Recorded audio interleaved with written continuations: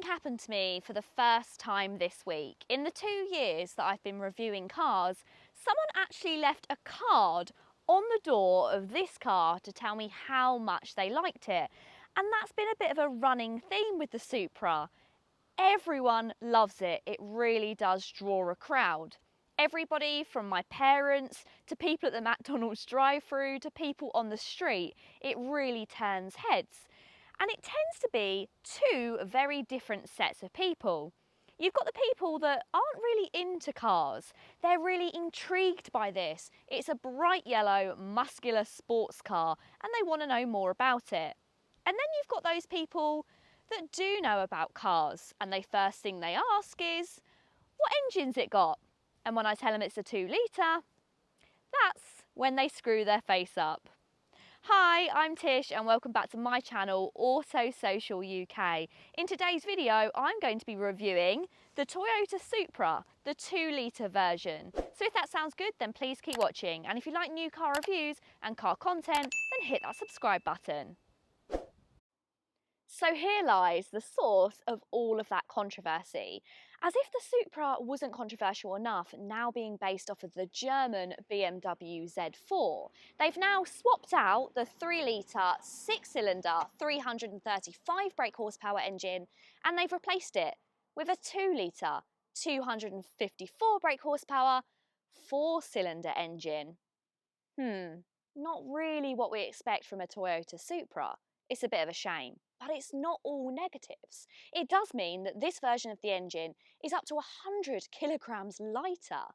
That brings the curb weight down to 1,395 kilograms, so it's lighter than a Porsche 718 Cayman.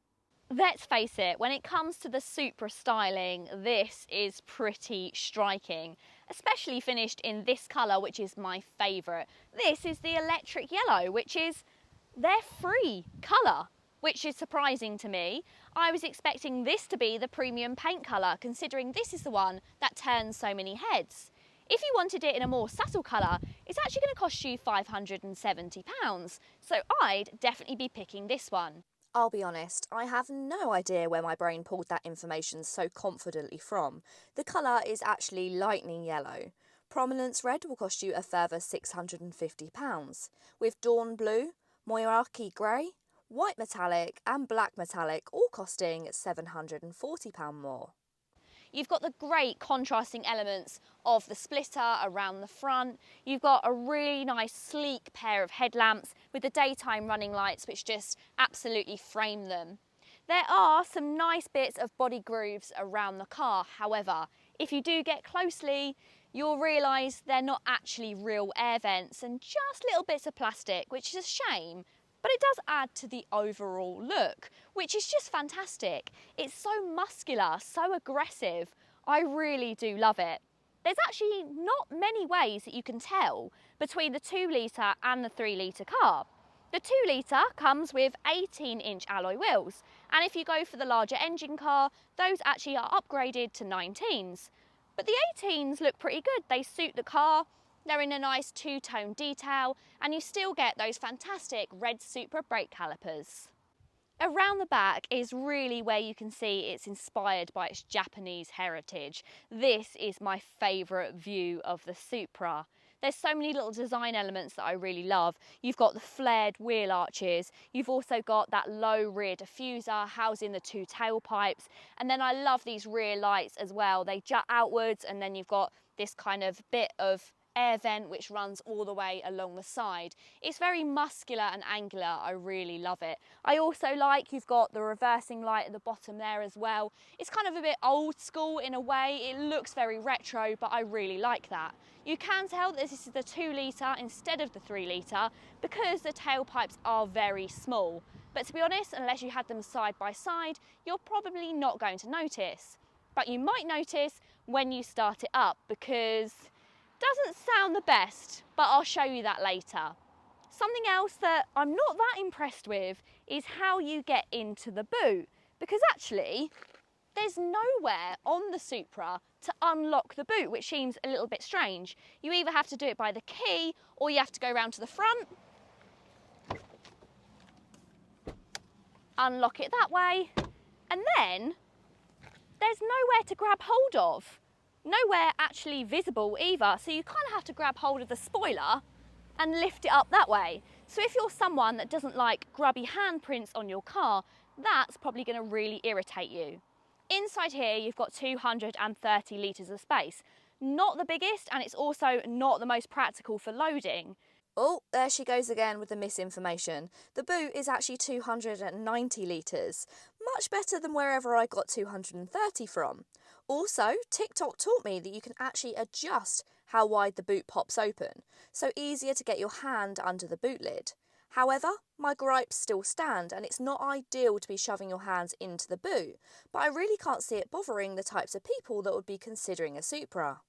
And let's face it, if you're buying a two-seater sports car, you're probably not going to be that fussed by the boot space. With the exterior being so striking, the interior just feels a little bit plain, a little bit subtle, a little bit boring really. Of course, the Supra is based off of the Z4, and that's even more relevant inside the cabin. There's so many things you'll notice from BMW, including the little MMI scroller for the central touchscreen. And I actually really like this. It means that you can access things easier when you're driving without having to fiddle around with the screen. However, there are things that haven't come from BMW, and they're very obvious. The steering wheel. This is such a naff steering wheel for a performance car. Where's the red stitching? Where's the flat bottom? Where's the GR badge? Come on, there's absolutely nothing on it. And also the paddles, they don't feel the best quality. They're just a little bit boring once again. It would have been nice to have extended paddles as well, but that is something you could easily change. If I did have a Supra, and I wanted to modify it like a lot of people do, the steering wheel would be one of the first things that I'd change. So let's face it, we probably know that no 2-litre 4-cylinder is going to sound like a 3-litre 6-cylinder, but what actually does the 2-litre sound like? Well, let me start it up and show you.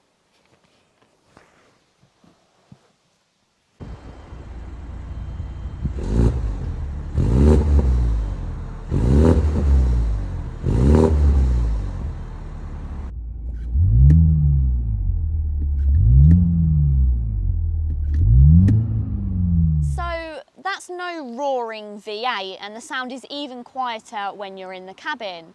But that's probably the sacrifice you're going to have to take if you go for the cheaper 2-litre car.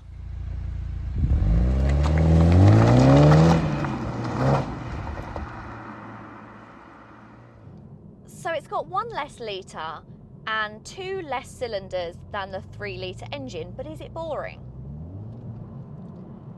Definitely not.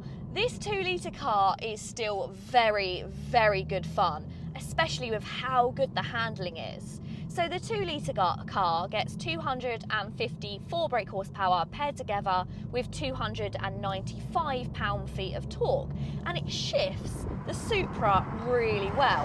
When you first see this car from the outside, you think that must have a massive engine. And when you hear it's only got 254 brake horsepower, at first it's a little bit disappointing. But actually, when you get out in this car, it really suits it. It's such a nippy little sports car without being too over the top. And do you want to know my favourite thing about the 2-litre Supra? The miles per gallon. This car is currently averaging, throughout its life of being a press car as well, 36.5 miles per gallon. In classic lively BMW fashion, power is sent to the rear wheels via a ZF 8-speed automatic gearbox. It has a tendency to twitch when launching, but that's all part of the fun. Toyota's 0 to 62 mph figures put the gap between the two cars at almost a second. The 4-cylinder taking 5.2 seconds and the 6-cylinder taking 4.3. Both are limited to 155 brake horsepower. When it comes to driving setup, well, that probably all depends on how big you are. For me, it's perfect. I love it. I love the little sports car feel. You sit down nice and low. You've got kind of a narrow window. narrow side windows, and I can't see it as a problem at all. Sometimes I have to sit up straight to be able to see right over the bonnet, but to be honest, I think most people do that in most cars. But actually, I haven't found visibility an issue, but I can understand that I am slightly smaller. If I was a little bit larger, you would feel a tiny bit penned into this car, but then what do you expect out of a two-seater coupe? If you really like the muscular styling of the Supra and you want a car which is going to turn heads and get you attention, but you're not that bothered about having the more powerful engine, then this is a great option. And you can grab the 2 litre Supra for $49,495. Not too bad. But when you consider the 3 litre version is just £6,500 more, you get a lot more of equipment standard, you get a better sounding engine, a more powerful engine. It seems worth just going for that more powerful car. But what seems even more enticing is the manual version of the 3 litre Supra. One of those will set you back just £4,000 more than this car. And let's face it, a manual is very well suited to a Japanese car. You can have a little bit more fun and it just feels a bit more connected to the car. Something that I think would really suit the Supra. And for £4,000 more, it's definitely worth getting that larger engine.